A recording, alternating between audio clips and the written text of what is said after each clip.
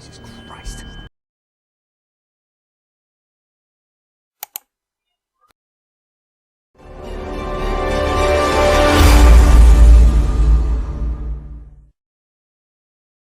Film bermula pada tanggal 29 April tahun 1964, di Jersey City, New Jersey. Seorang pria yang bernama Richard Kuklinski yang diperankan oleh Michael Shannon, pemeran utama dalam film ini, sedang kencan dengan wanita idamannya yang bernama Deborah. Inilah dia Richard Kuklinski, lahir tanggal 11 April tahun 1935, di Jersey City, New Jersey, Amerika Serikat. Seorang pria keturunan Polandia dengan wajah yang sangat dingin. Scene berpindah beberapa hari kemudian di dalam sebuah bar. Ada Kuklinski dan temannya yang bernama Terry dan Dino sedang asik main biliar. Salah satu teman Dino yang bernama Earl, mengejek pacarnya Kuklinski. Kuklinski yang tidak terima dengan ejekan tersebut, menjadikan Earl korban pertamanya. Setahun kemudian, tepatnya pada tanggal 14 September tahun 1965, di Elmer, New Jersey, Kuklinski dan Deborah sudah menjadi pasangan suami istri. Mereka dikaruniai seorang anak perempuan yang bernama Annabelle. Kuklinski bekerja bersama Terry dan Dino di sebuah rumah produksi film porno. Suatu malam, tempat Kuklinski bekerja mendapat masalah dengan seorang kepala mafia di daerah tersebut, yang bernama Roy DeMeo. Disinilah Kuklinski berkenalan dengan Roy DeMeo, orang yang akan mengubah jalan hidupnya. Saat pertama kali bertemu dengan Kuklinski, Roy DeMeo sangat terkesan. Dia melihat seorang pria dengan wajah yang sangat dingin dan tenang tanpa rasa takut akan apapun. Roy DeMeo sangat tertarik dengan Kuklinski. Dia meminta Kuklinski untuk menemuinya esok hari. Kuklinski pulang ke rumahnya. Dia merupakan seorang pria yang sangat menyayangi keluarga. Dia ingin memberikan tempat yang lebih baik buat istri dan anaknya. Keesokannya, Kuklinski pergi menemui Roy DeMeo. Roy DeMeo mengatakan kepada Kuklinski bahwasannya rumah produksi film porno telah dia tutup. Dia mengajak Kuklinski untuk bergabung dengannya. Tanpa pikir panjang, Kuklinski menerima tawaran dari Roy DeMeo. Apalagi ini merupakan kesempatannya untuk memberikan yang lebih buat istri dan anaknya. Roy DeMeo melakukan tes kepada Kuklinski untuk membuktikan bahwa dia bisa diandalkan. Roy DeMeo menyuruh Kuklinski untuk membunuh seorang gelandangan. Dengan santai dan wajah dingin dia melakukannya. Roy DeMeo yang melihat aksi Kuklinski sangat terkesan. Mulai saat inilah Kuklinski bekerja pada Roy DeMeo. Mulai dari menagih hutang, mengambil uang, mengirim pesan hingga melakukan banyak pembunuhan.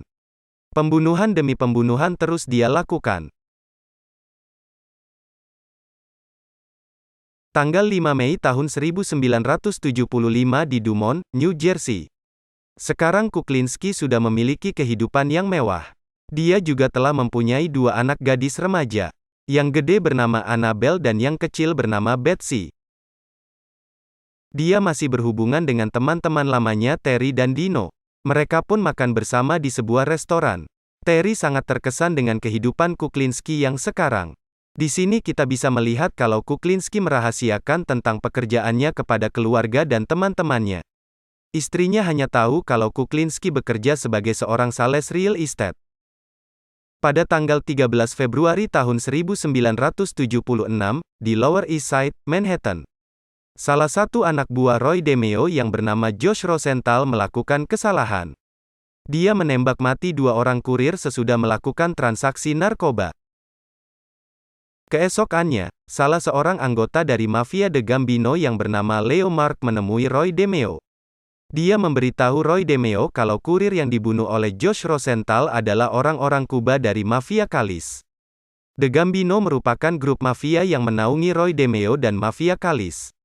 Roy DeMeo kaget mendengar perkataan Leo Mark. Di sini Leo Mark memberitahu Roy DeMeo kalau nyawanya terancam. Leo Mark meminta Roy DeMeo untuk membunuh anak buahnya Josh Rosenthal untuk mendinginkan suasana.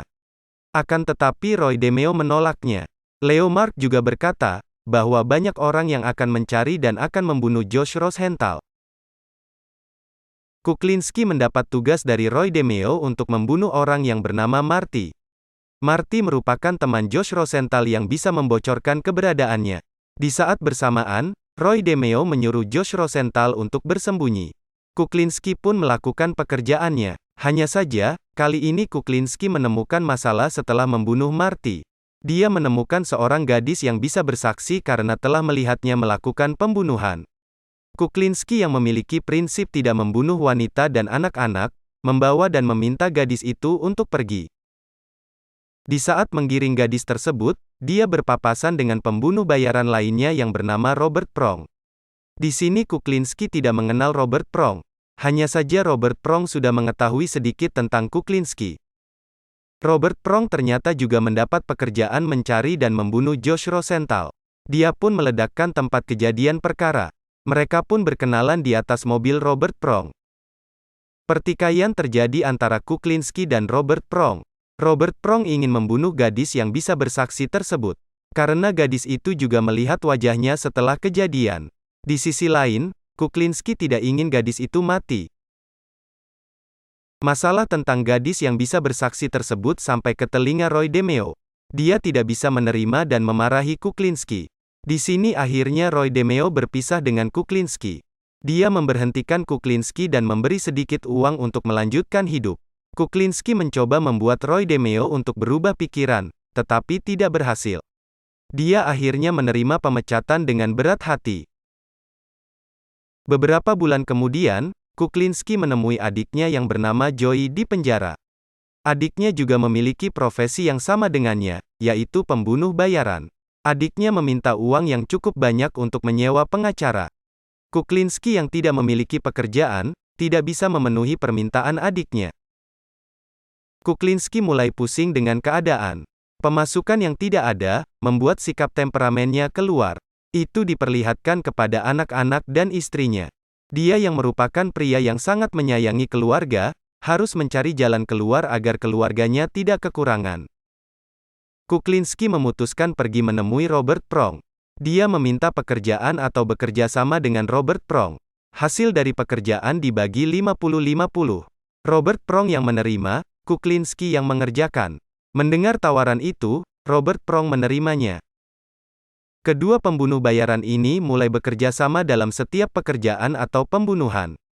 Dan sekarang Kuklinski sudah memiliki pemasukan lagi. Scene berpindah pada kantor Roy DeMeo. Di sini Leo Mark ingin menuntaskan tugas yang belum diselesaikan oleh Roy DeMeo, yaitu membunuh Josh Rosenthal.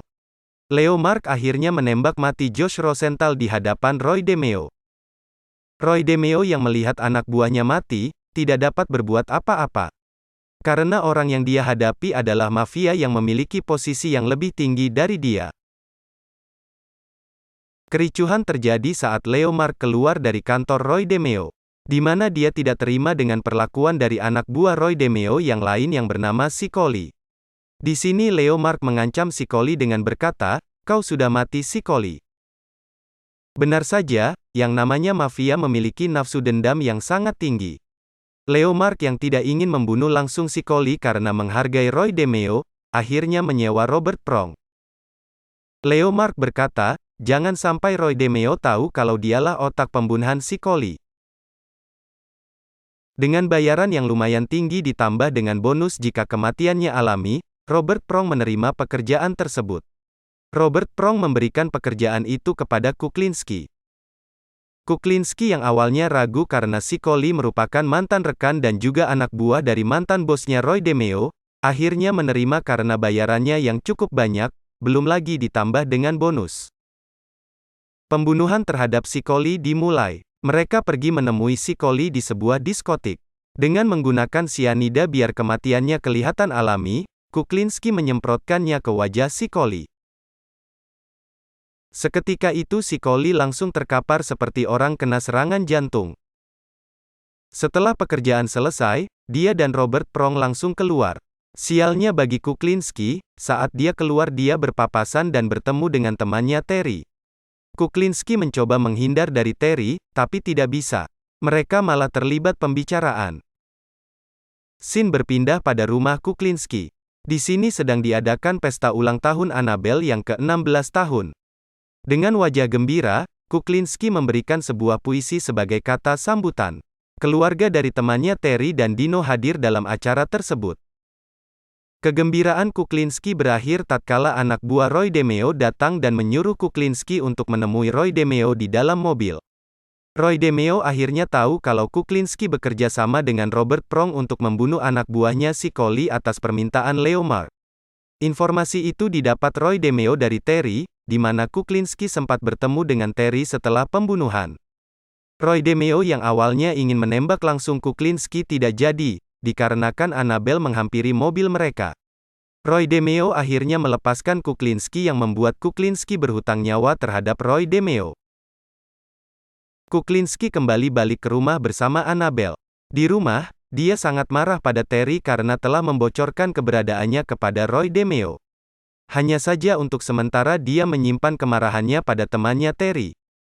Beberapa hari kemudian, Terry akhirnya mati dibunuh oleh Kuklinski.